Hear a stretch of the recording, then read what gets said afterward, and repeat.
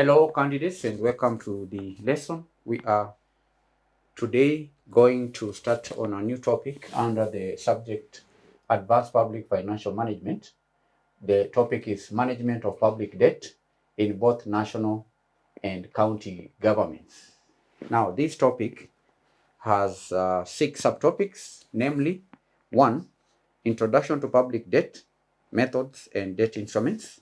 2. Establishment functions of public debt office. Number 3. Debt management in the county government. 4. Global best practices in management of public debts. Number 5. Key stakeholders and their roles in public debt management, including National Treasury and the Parliament. And lastly, we have power of national government to lend money to management and management of guarantees. The last subtopic is power of national government to lend money and management of guarantees. Today we will begin with the first subtopic, which is introduction to public debt, methods, and debt instruments. Now,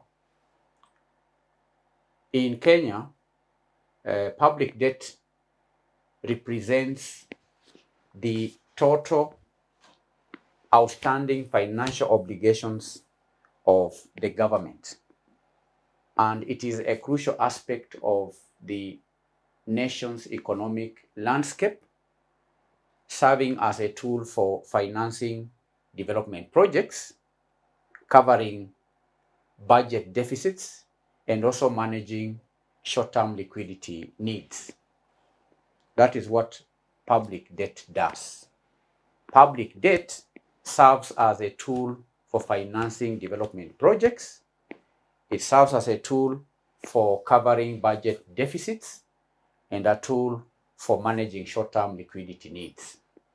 However, the significant growth of public debt in recent years in Kenya has become a subject of considerable discussion and also concern regarding its sustainability and the impact on the economy.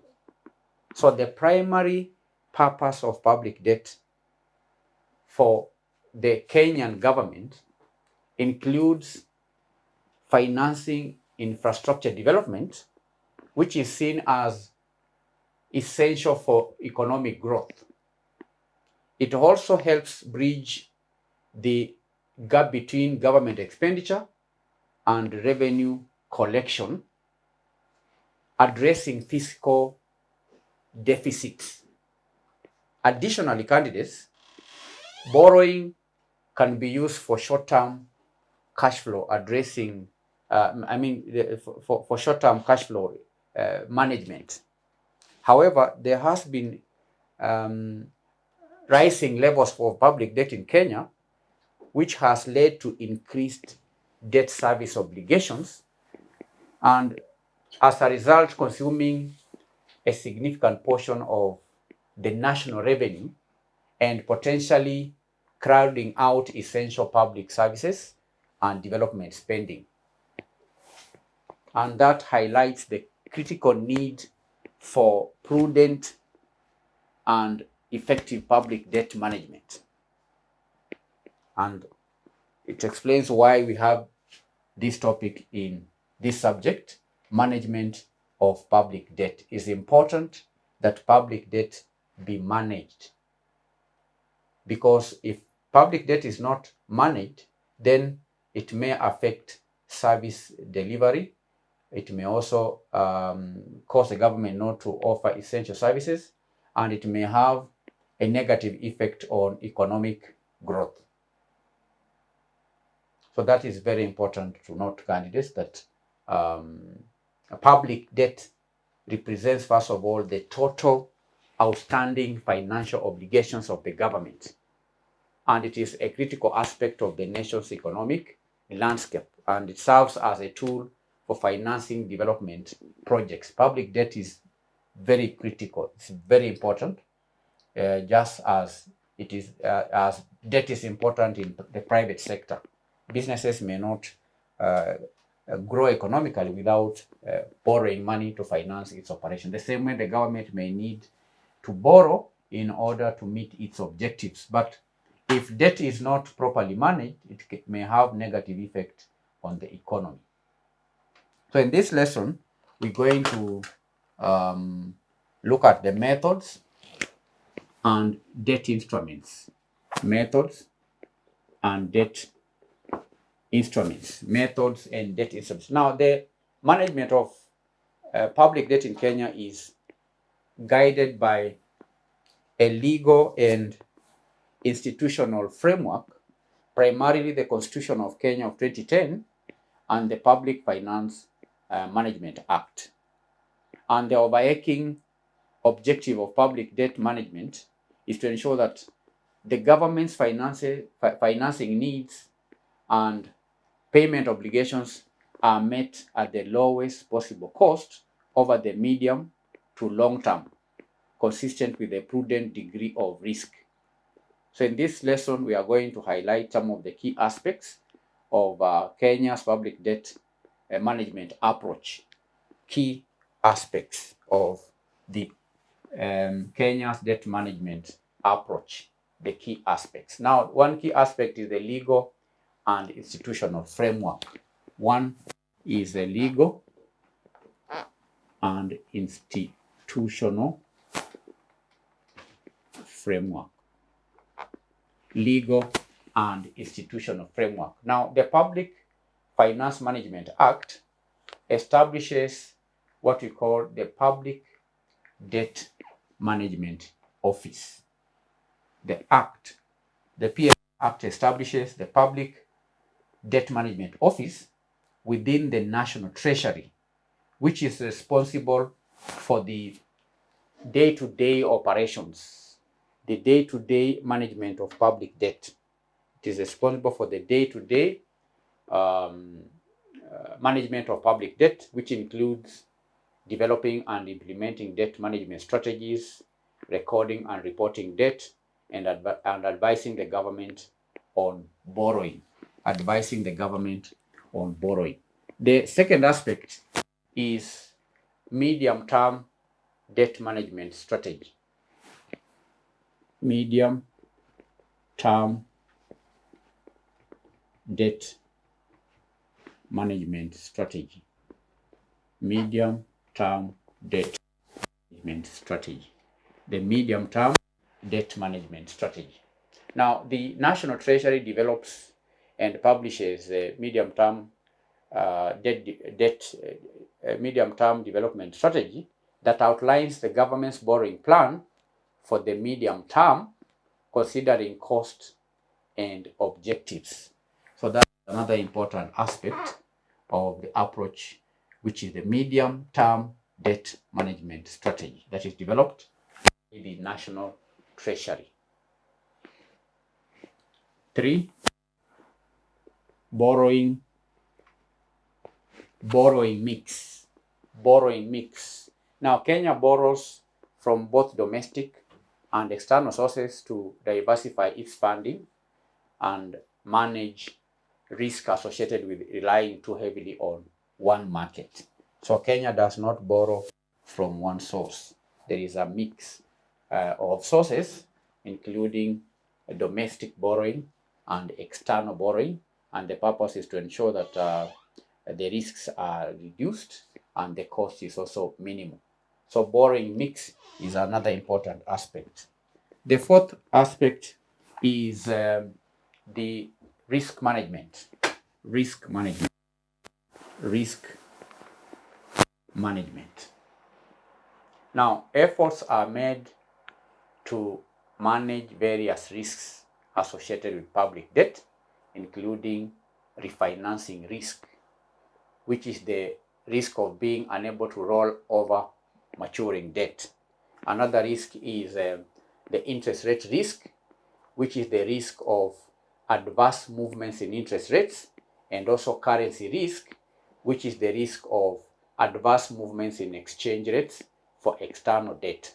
So risk management is another important aspect of Kenya's public debt management approach. 5, transparency and accountability. Transparency and accountability. Now, the government is required to publish various reports on public debt, including annual debt management reports and monthly debt bulletins in order to enhance transparency and allow for public scrutiny. However, timely and comprehensive disclosure remains an area that requires continuous improvement, particularly here in Kenya. So transparency and accountability is an important aspect. Then we have fiscal consolidation. Fiscal consolidation. Fiscal consolidation is an important aspect of public debt management. Fiscal consolidation.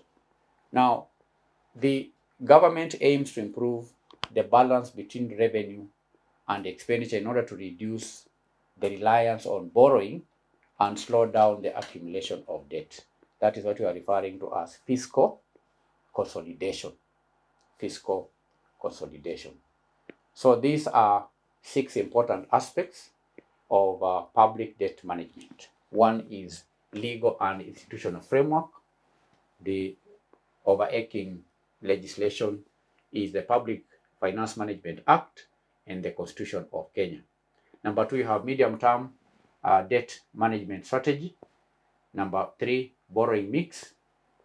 Number 4, risk management. Number 5, accountability and transparency, and fiscal consolidation. Fiscal consolidation. Let's now discuss the debt instruments. Debt instruments. Debt instruments is another aspect of this lesson. Now, there are various instruments that the government may use in the process of acquiring debt, one of which is the treasury bills. We have the treasury bonds and other domestic debt instruments. We have multilateral loans, bilateral loans, and so on. So important to understand that the Kenya government utilizes a variety of debt instruments to raise funds from both domestic and international markets. And the instruments can be broadly categorized into domestic and external debt. Domestic and external debt. So you may have, first of all, domestic instruments. A, domestic debt instruments. The first one is treasury bills. Treasury bills is the first domestic debt instrument. Now, these are short-term debt instruments with maturities of 91 days, 182 days, and 364 days. They are sold at a discount to their face value, and the return for the investor is the difference between the purchase price and the face value received at maturity. So treasury bills are issued weekly through auctions conducted by the Central Bank of Kenya. Then you have treasury bonds. Treasury bonds are also domestic debt instruments. Treasury bonds. Now, these are medium to long-term debt instruments with maturities ranging from 1 year to 30 years. They typically pay periodic interest payments, also referred to as coupons, to investors, usually semi-annually, in addition to the principal amount at maturity. And treasury bonds are auctioned monthly by the Central Bank of Kenya. And there are various types of treasury bonds that are issued, including the fixed rate bonds and infrastructure bonds, which are often tax exempt. So treasury bonds could be the fixed rate bonds and also infrastructure bonds. Then you have other domestic debt instruments, others.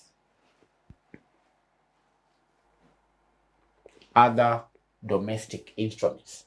Other domestic instruments. Now, this category can include other forms of domestic borrowing, such as government overdrafts at the CBK, though this is less common. You may have also tax reserve certificates. Tax reserve certificates. Others, we have tax reserve certificates. You may have overdrafts. So these are other debt instruments under the domestic debt instruments. So we have tax reserve certificates. Then we also have the advances from commercial banks. Advances from commercial banks. Commercial banks. Advances from commercial banks. So debt instruments can be categorized into two: domestic debt instruments, which comprises of treasury bills, number two, treasury bonds. Then we have other debt instruments like domestic borrowing, such as government overdraft at the CBK. We have tax reserve certificates and advances from commercial banks. But the treasury bills and bonds constitute the significant majority of domestic debt. B, external debt instruments.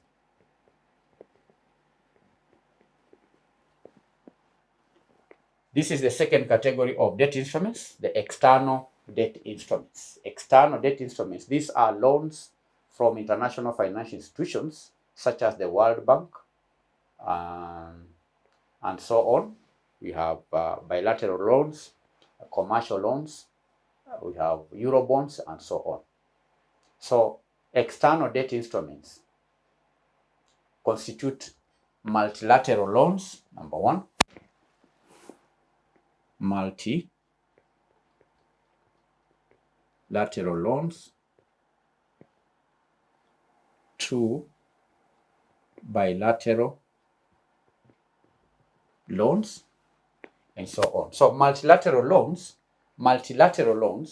I've said, are loans from international financial institutions such as the World Bank, the International Monetary Fund, and the African Development Bank. And these loans often come with concessionary terms, including lower interest rates, and longer repayment periods. Bilateral loans, on the other hand, are loans from individual foreign governments, and the terms of bilateral loans vary depending on the lender and the purpose of the loan. Bilateral loans, then you may have commercial loans. Commercial loans is another example, which includes borrowing from international commercial banks and other financial institutions. These loans are typically on less concessionary terms compared to multilateral and bilateral loans. 4, Eurobonds. We have Eurobonds and international sovereign bonds. Now, these are bonds issued by the Kenyan government in foreign currencies, such as the USD or Euro, to investors in international markets. And they are traded on international exchanges and are a source of significant foreign currency funding. Eurobonds, international foreign bonds, and international foreign bonds, international foreign bonds. So these are the debt instruments. We've categorized debt instruments into two: domestic debt instruments and external debt instruments. Domestic debt instruments constitute treasury bills, treasury bonds, and other debt instruments like tax reserve certificates, overdrafts from the central bank, and also advances from commercial banks. The second category is external debt instruments, which constitute multilateral loans, bilateral loans, commercial loans, Eurobonds, and international foreign bonds. Now, candidates, the composition of Kenya's public debt has shifted over time, with an increase in the proportion of external debt and a growing reliance on commercial borrowing, including Eurobonds. And this shift has implications for cost of debt servicing and exposure to exchange rate fluctuations. And therefore, effective management of these diverse debt instruments is crucial for maintaining debt sustainability and ensuring long-term economic stability in Kenya. So that is the end of this lesson, Introduction to Public Debt, Methods and Debt Instruments. Bye.